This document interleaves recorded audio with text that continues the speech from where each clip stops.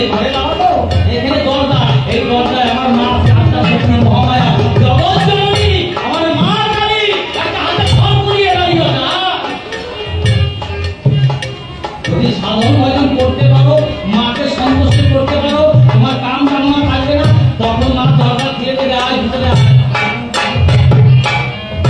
কোনো কামুক মানুষ ভিতরে যেতে পারে না, তাই আগে মায়ের সাধনা করো। এখানে আমার কোনো কুণ্ডলী শক্তি আত্মা শক্তি মহামায়া, এখানে আমার মা। আগে মায়ের সাধনা করে না করলে গোবিন্দকে পাবা না। গোবিন্দ এখানে, এখানে আমার মা, এখানে আমার গোবিন্দ। এই সাধনা করতে করতে সর্বভাবে ভেদ করে এখানে গিয়ে রাধা কৃষ্ণের সুগম মিলন হবে। তাই আগে কালী না বললে তুমি কৃষ্ণ পাবা না। হ্যাঁ, বৃন্দাবনে রাধা কাকাই উনি পূজা করে, সেই পূজা করে তারপরে কৃষ্ণ।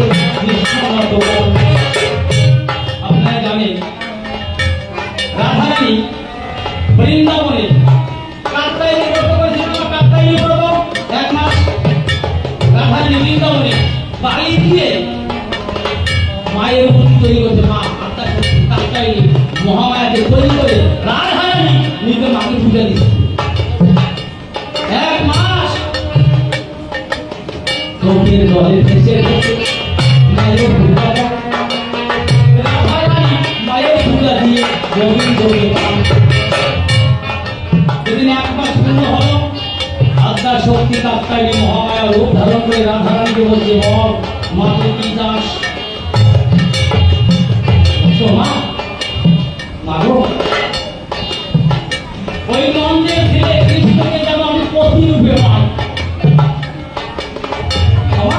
এই আশীর্বাদ কর, আমি জানো ওই নন্দের ছেলে কৃষ্ণকে আমি যেন স্বামী রূপে পাই।